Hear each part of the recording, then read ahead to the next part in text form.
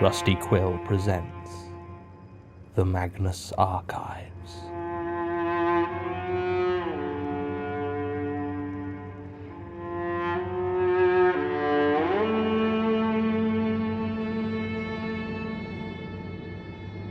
Episode 38, Lost and Found.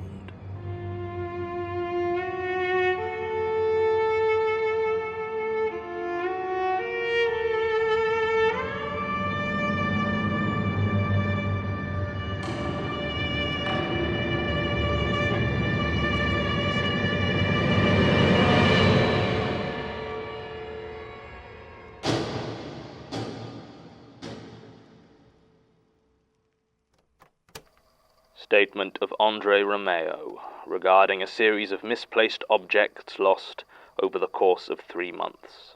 Original statement given June 6, 2012. Audio recording by Jonathan Sims, Head Archivist of the Magnus Institute, London. Statement begins. Thank you for lending me your pen. I thanked you when you handed it to me, but I don't know if you'll remember. I wonder, will you forget you lent it to me and believe that it was my pen all along? Maybe instead you'll forget that I ever had one to begin with, and think of me as an idiot who turned up to give a statement without a pen, so you had to lend me yours. My own fault for putting it down, really, assuming I did ever have one. I'll try to keep a slightly closer hold on this one. I've been in the antiques business for a long time. It's not what it used to be. I'm sorry, I know. I always did that. Try to make myself feel more comfortable with jokes. There's a follow-up to that one, you know. Something along the lines of the joke being so old only an antiques dealer would be able to sell it. I love that one. I think it's clever. But in my whole life it's only ever gotten a laugh once. That's why I remember buying the vase so clearly. I remember that the seller laughed. In the old days, I never would have considered buying wares from the likes of Sasha. He has a good reputation for quality, but a bad reputation for legality, as it were. I've had more than one acquaintance sell on a particularly valuable find they got from him, only to discover that it didn't have proper import papers, or that it had been reported stolen years before. Charlie Miller even did some jail time over a Georgian brooch he bought off him, so as a general rule I'd have given Sasha's stuff a wide berth, but, well, the antiques business isn't what it used to be. That isn't a joke. I had to close up my shop a few years ago, you see. Actual antiques don't sell to the mass market anymore. Oh, young people will snap up vintage clothes or have any number of cheap faux antique replicas strewn about their living rooms, but as soon as they get a look at the price tag for the real thing, they're out of there like a shot. So I went the same way as a lot of my peers. Lose the premises, start selling only high-margin goods direct to specific clients who can afford them, or shift a few guaranteed sellers on the auction. It's the only real way to stay afloat in the business nowadays, but the competition is intense, and getting the caliber of artifact you need has become a more cutthroat affair. I'm not the only one in the business to recently soften their attitude towards buying from people like Sasha. It was my first meeting with him, back in March, and I was nervous, so I told my joke. Just offhand, almost a reflex. I didn't expect any reaction, really. I certainly didn't expect him to laugh. But he did. This sudden, deep, throaty laugh that seemed to come out of nowhere. He didn't say anything afterwards, just continued discussing business, but it stayed with me. There was nothing particularly strange about the laugh, not really. Why do I remember it so clearly? Sasha was taking me through his showroom. There was a fancy-looking sign above the door, but it didn't do much to hide the fact that it was basically a warehouse. Most of the antiques were still in their packing crates, and I couldn't help making a note of how quick and easy it would be for him to pack everything down and disappear if he needed to. Still, I'd made a few good purchases already and was cautiously optimistic. I'd bought a pair of cavalry sabers from the Revolutionary War, absolutely excellent condition, and a British artilleryman's tunic from World War I. A few other bits and pieces as well. I recall I felt a moment of relief that I didn't deal in books, as I caught sight of several crates packed to the brim with heavy-looking volumes.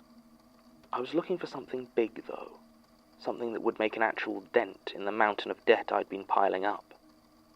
I found it in that old Chinese pot. From the Jiajing period, so Sasha said, and the construction seemed to back him up. The glaze and the workmanship fitted with mid to late Ming dynasty, but there was something off about the actual design. Instead of the pictures or scenes common to the ceramics of the period, the blue glaze was painted on in crisp, thin, geometric lines. They repeated perfectly, and seemed to get smaller and more intricate the closer I looked, but the shapes they formed never lost any of the precision, seeming to continue on however closely I looked. The effect was disorientating, and made the vase seem smaller than it actually was. It made my head hurt a bit when I looked at it for too long. It was amazing. When he saw me staring, Sasha clapped me on the back and named a price that almost made me choke. We haggled a bit, and eventually reached a price I considered only a little bit unreasonable. I hurried my purchases home, feeling slightly soiled by my visit to the warehouse, and very much hoping it would be a good few months, if not years, before I was in such dire straits that I needed to go again. I got home, had a shower and some food, and immediately started to look into finding a buyer for my latest acquisitions. I remember I was planning to make a few calls, but my headache got so bad that I had to have an early night. The problems started soon after. It was little things at first, like my shoes. I'm not a particularly fashion-conscious man at the best of times, so I have 3 pairs of shoes. Comfortable loafers for everyday use, a pair of walking boots for hiking, and some well-shined, polished leather brogues for fancier events. Well, I had a rather upmarket auction that I needed to attend, so I went to put on my nice shoes, but they were nowhere to be found. Not the shoes, not the box I kept them in. Instead, there was a bag containing 2 shirts that I know for a fact I threw away the year before. When I asked my husband David about it, he told me point blank that I had never had any such shoes. Claimed I always wore my loafers when I went to auctions or parties. I know that, compared to some of the ghost stories you must hear in this place, a pair of misplaced shoes seems perfectly trivial, but something felt so wrong about the whole situation. In the end, I did go in my loafers. I don't remember if anyone at the auction noticed. It was about a week later that I got the invoice from Sasha. It was a pleasant surprise, far less than I thought we'd agreed on. That feeling lasted until I looked through the itemized list and realized why the cost was so low. He hadn't charged me for the Ming. I'll admit that I was somewhat conflicted over whether to raise the issue, but in the end I decided that even if Mikhail Sasha did work with thieves, I was not going to be counted among them, so I phoned him to try and explain the mistake. He seemed to be in a fine mood when he answered the phone and asked me if I'd had a chance to try out the sabers yet, which I'm pretty sure was a joke. I told him that there was an item he'd missed off the invoice, and he said that no, everything had been double-checked and was correct. I was getting suspicious at this point and thought he might be trying to pull a fast one of some sort with me. Maybe get me to take the blame for some illicit scheme gone wrong. I told him so in no uncertain terms, and described our encounter and the vase in minute detail. He was quiet for a few seconds, and then asked me if I could send him a photo of the pot. His tone was different, and he sounded oddly wary when he made the request. I was very on edge by this point, but could come up with no good reason not to agree, so I took a few pictures with my phone and sent them through to him. It was a long time before he spoke again, and when he did, he sounded different, almost scared, I thought. He told me that I could keep it, no charge. I began to protest again, but he ignored it. I remember his exact words. "I do not remember having that thing, which means it belongs to you." Then he hung up. This was all very strange, of course, but even then I wasn't worried. Not like I should have been. It was my book next. A signed copy of Catch-22, my favorite book. Vanished from its place on the bookshelf, leaving only an empty space behind. David just gave me another blank stare when I asked him about it. I admit I almost lost it at him then. Shoes were one thing, but that book meant a lot to me. I accused him of playing some stupid joke, and tried to remind him what I'd gone through to get it, flying over to America for Joseph Heller's last book tour, queuing for hours, and then that dreadful evening I thought that sudden rainstorm had ruined it all. By the end, he was looking very alarmed indeed, and started to ask me how I was feeling. He wanted to know if I'd been under a lot of stress at work, if there was anything I wanted to talk about. I left. Maybe he was right. Maybe I am crazy. It makes a lot more sense, doesn't it? It would make it neat. Except no. I would need to have gone mad a long, long time ago, before this, for the idea of it being in my head to hold up.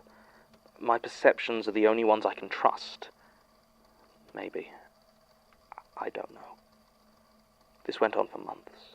A tie I got for my last birthday, my grandfather's teapot, the tunic I bought from Sasha.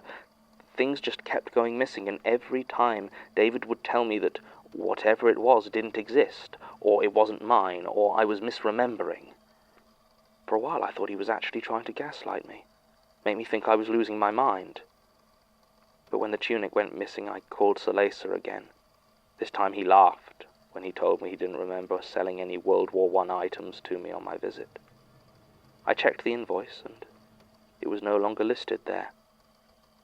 Just empty, accusing paper where the words had been. I know these things were real.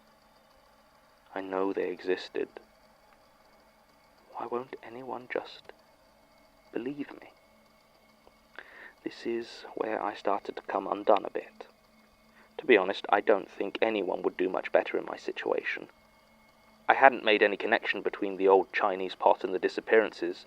I mean, why would I? But I also hadn't been able to sell it. Whenever I tried, something would get in the way. The other person would forget to send through a crucial email, or they'd stop responding. Once I managed to get it as far as posting it out to a buyer, but it was returned immediately with a note asking why it had been sent to her. Gradually, I began to get suspicious of the thing. Sitting there, with its cascading, maddening patterns in that vile cobalt blue, trying to tell me that things didn't exist, that they hadn't vanished when I know they have. I took to watching it. I wasn't getting much sleep, and David was worried sick about me. I know he was talking to various doctors about getting me help. There were certainly a couple of points I was worried about him having me sectioned. None of it helped in the end. It was about a month ago. I had placed the vase in the center of the table and was sat, staring at it, keeping an eye on it, checking for God knows what. This had been my ritual for the previous week, keeping my vigil into the small hours, but that night I fell asleep in front of it. I don't remember my dream. Running, maybe?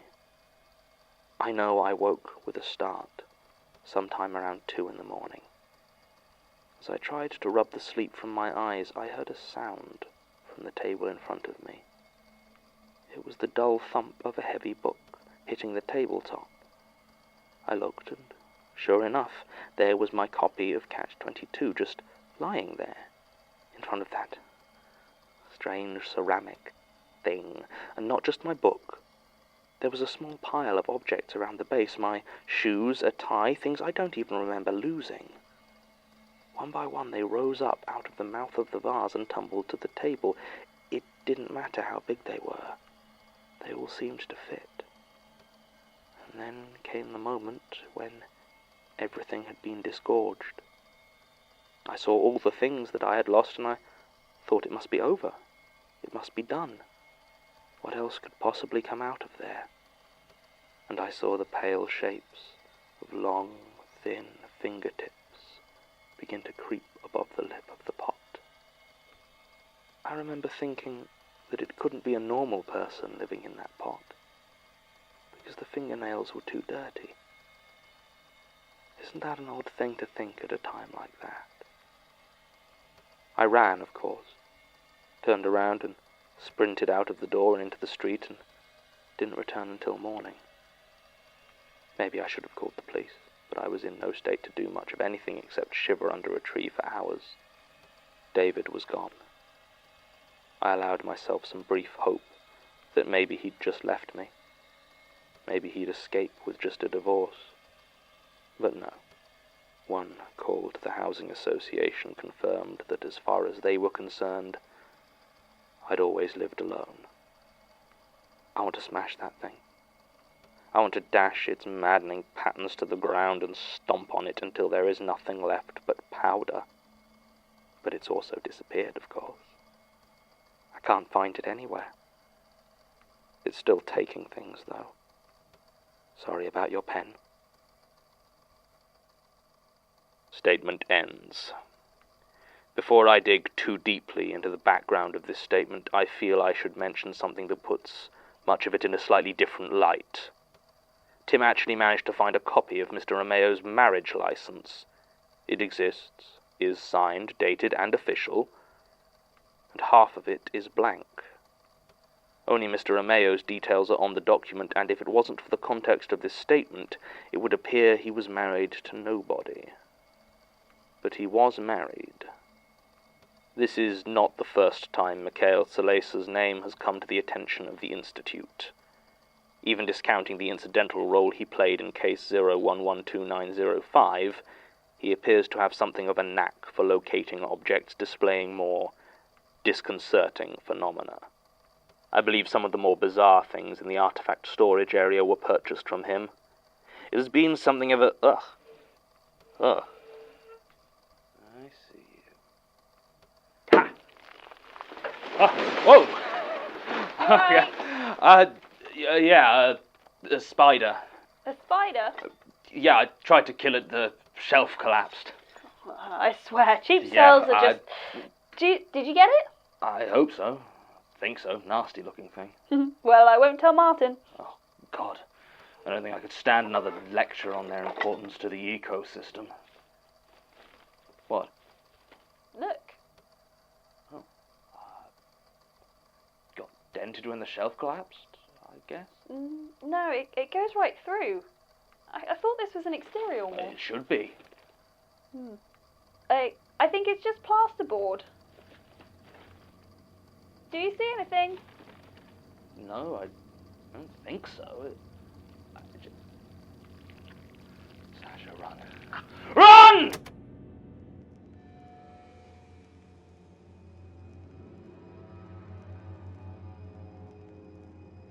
The Magnus Archives is a podcast distributed by rustyquill.com and licensed under a Creative Commons Attribution Non-Commercial Share-alike International License. Today's episode was written and performed by Jonathan Sims. It was produced by Alexander J. Newall and Mike LeBeau, and directed by Alexander J. Newall. To comment on episodes, make donations and view links, images, videos, and show notes, visit rustyquill.com. Rate and review us on iTunes, visit us on Facebook, tweet us on Twitter @TheRustyQuill, or email us at mail@rustyquill.com. Thanks for listening.